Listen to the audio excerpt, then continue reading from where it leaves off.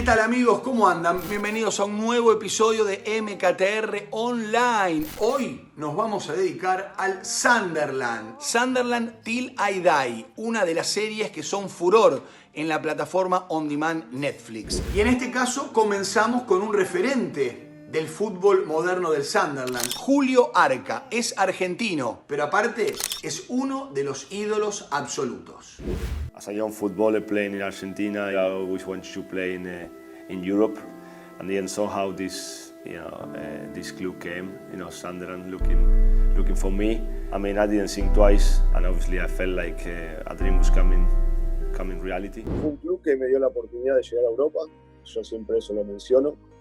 Un club que en ese momento, el Sunderland, estamos hablando del 2000, no era un club conocido para nada.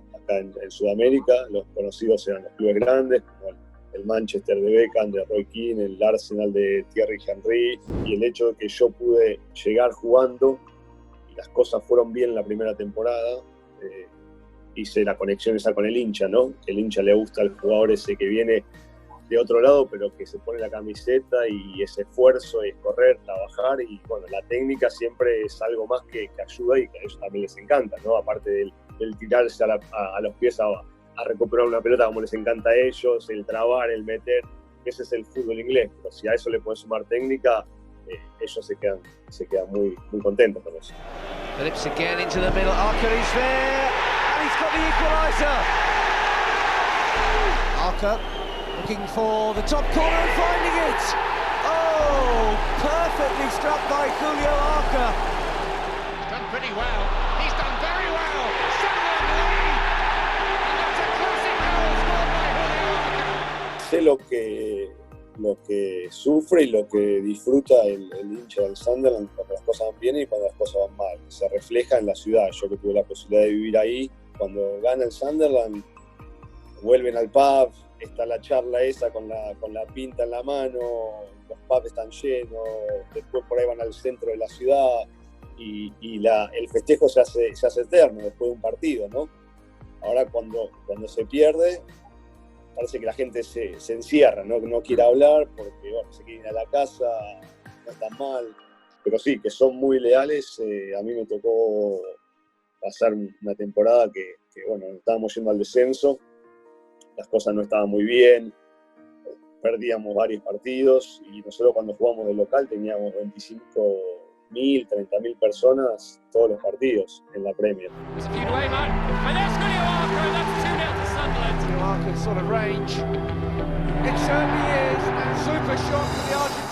Cuando yo me tuve que ir, me fui por razones futbolísticas porque quería seguir jugando en la Premier.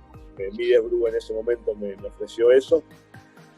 Y porque el club Sunderland, cuando yo me fui, estaba en un momento malo, un momento deteriorado, no como ahora, pero había cosas que no estaban bien, entonces yo decidí irme y ellos lo entendieron porque los 6 años que estuve, pienso que di todo como para hacer las cosas bien.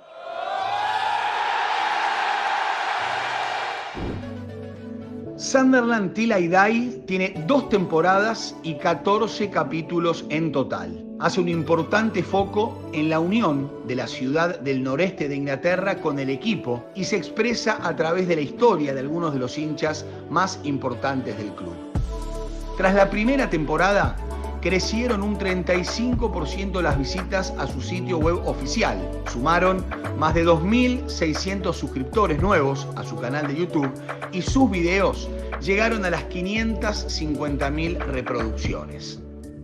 El perfil oficial del club en Twitter sumó más de 13.500 seguidores, mientras que en Facebook acumularon 2.300.000 visualizaciones. Según los dirigentes, el documental fue visto por más de 30 millones de personas, lo que lo vuelve el documental deportivo más visto de la historia. Peter Farrer es otro de los protagonistas, muy pintoresco por cierto, porque es un fanático del club. Representa a los miles de fanáticos del Sunderland, pero por supuesto aquí nos cuenta por qué fue elegido, qué es el Sunderland y muchas otras cosas más. When I come to Sunderland, I see pride, passion and loyalty. This is the most intense crowd in the whole country.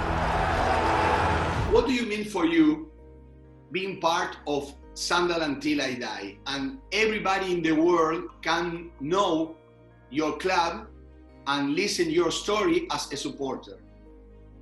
I'm proud to be in Sunderland Til I Die, because I've just say what it's the truth what I say, and there's no acting or nothing. It's what I feel about the football club. I love Sunderland Football Club. I love my wife and family more, but Sunderland's my second love. And like I say, I've followed them for years. I'm 64 next month. Wow. I've been going over there since 1964. So since I've been 8-year-old, and I haven't missed many games. I've missed 5 games since 1975, home games. I don't go to so many away games now, but home games, I never miss a game.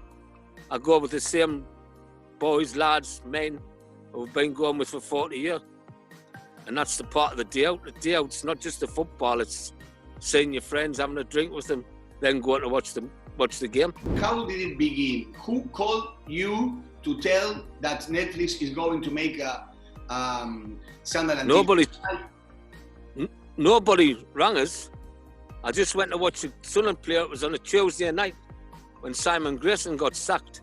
And I was in the pub with my friends, Jim, Trevor, and the camera crew come in, and they just picked out me out of a crowd of people.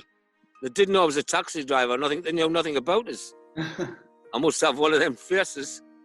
And it just says, would you like to say a few words about Sunderland? I says, yes, if you want. And I just said what I wanted to say about Sunderland. Then they took my name and telephone number. The following day, they rang us up saying I come across really well. They didn't even know I was a taxi driver. When they found out I was a taxi driver, they were really pleased with that, because they could then knew what to take them all around the city.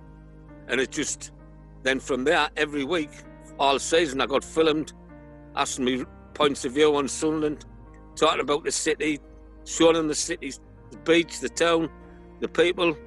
And then the start of the second series, and they asked us if I'd go into that one. I said I would, and that was exactly the same format. Every week for the full season, I got filmed at least twice a week. Sometimes in the taxi, sometimes in my house, sometimes in the pub, getting my hair cut. Anywhere they would film us, anywhere. And I just talked about football and life in general, really. And you know, in Argentina have a fans club. So when you come here to watch River play, you might come here to greet your fans. Are a lot in all the country. Right, thank you very much. I've enjoyed doing it. Charlie Methven es el director ejecutivo del Sunderland. Ha llegado junto a un consorcio privado para intentar lo que hasta aquí no pudieron: devolver al Sunderland por lo menos a la segunda división. ¿Podrá en el futuro? Es muy diferente administrar un club en Inglaterra que en Sudamérica, aunque también entiende que este docu-reality puede ser otra muy buena ventana de negocios para el Sunderland. If we're going to get this club turned around, it has to be done now. We didn't receive any money for it, but what has happened is, of course, it's had an enormous global audience.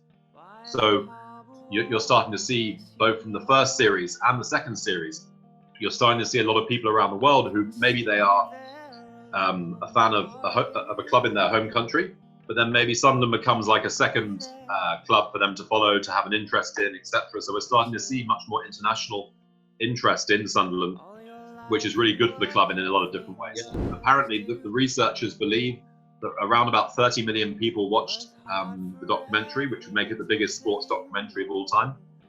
So you don't need all 30 million of them to take an interest in the club. Maybe even if it's 5% of them have an interest in the club going forward, that's still a huge amount higher number of fans than you can ever have just from the city of Sunderland. To harness the passion of the fans. Time for a rebirth of this football club and the renaissance of Sunderland. That intensity and that emotional support can be like an unstoppable force. Having Sunderland in the third division is very unusual. To have a club of that size, a club that big, to be in the third division. because Sunderland in history is always a top division club. I'm trying to think of an equivalent club in Argentina, maybe like Newell's Old Boys or something like this. You know, maybe not quite Boca or River, but a big club that's always in the top division, and sometimes does very well in the top division. This has been Sunderland for the last 60, 70 years. After this 2-year period of, you know, sorting out the mess, now we move into a situation where the club can now move forward. The club has no debts, has no bank debt. Okay.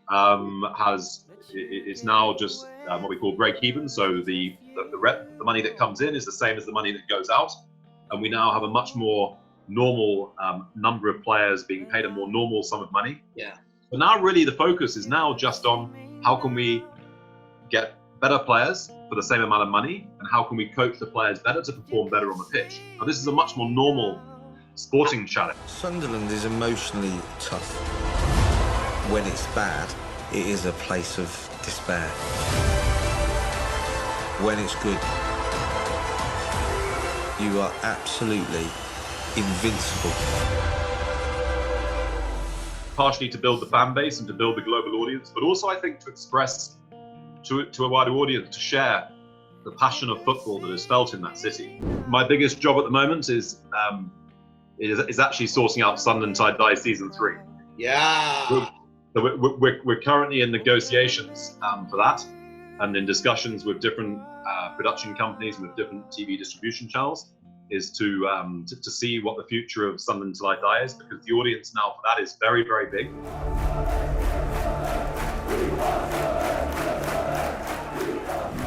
Amigos, punto final para este capítulo. Ojalá la hayan pasado bien. Queríamos ir adentro de ese mundo que seguramente vos, en el lugar del mundo donde estés, si elegiste la serie en Netflix, la viviste, la disfrutaste y hasta ahora le diste un lugarcito en tu corazón. Prometemos mucho más adentro de clubes de fútbol del mundo e historias vinculadas al marketing y a los negocios.